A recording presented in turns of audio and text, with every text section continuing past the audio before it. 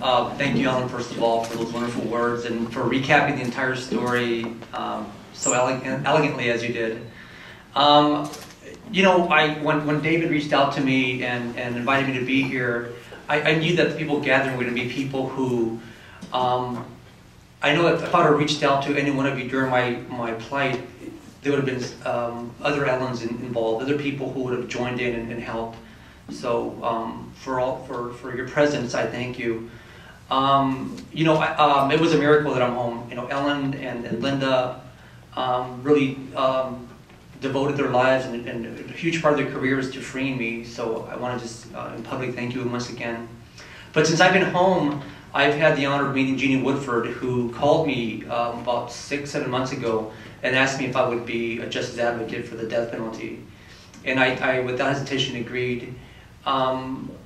You know, many people have questioned my involvement and said, you know, Frankie, after all that time in prison, the last thing you should do is, you know, re-engage yourself with that sort of theme, that sort of topic. You should sort of, you know, distance yourself from it. But I can't. You know, I know as an innocent man who spent 20 years in prison that there are other people who need help as well. And prior to prior to March 16th of last year, when the news broke out about my exoneration and my innocence, nobody was aware of who I was. My family was aware of who I was. My legal team, obviously, and some friends who had still were still in my life after 20 years. And so the news broke, and then people were aware of my story. And so my involvement to keep people alive is because I believe there's someone, he or she, some unnamed person, some unknown person who's a stranger to us right now that needs to stay alive to prove their innocence. And so my involvement is very, obviously very personal. But I am here to present this award to a good friend of mine. I love this lady very, very much, Linda Starr. And their involvement, the Innocence Project's involvement in my life was very, very critical and to prove my innocence. So, Linda Starr.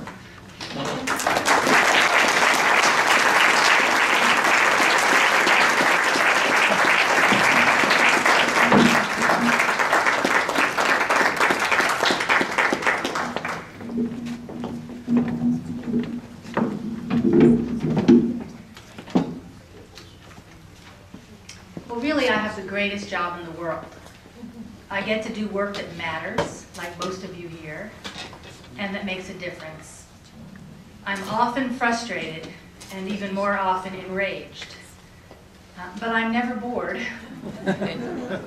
Most of all, I'm inspired. I'm inspired by people like Ellen Eggers, who's put her entire life into working for people on death row and into working for people like Frankie Carrillo. I'm inspired by people like Maurice Posley, who you'll hear from after me, whose brilliant investigative journalism continues to expose injustice. And I'm truly inspired by people like Frankie Carrillo, whose fortitude at being incarcerated at the age of 16 and whose grace in getting his exoneration 20 years later continues to inspire me.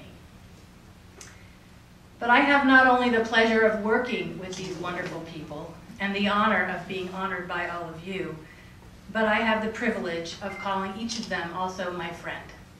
So thank you all here for honoring the work of the Innocence Project, and thank you, my friends, for being here to share this honor.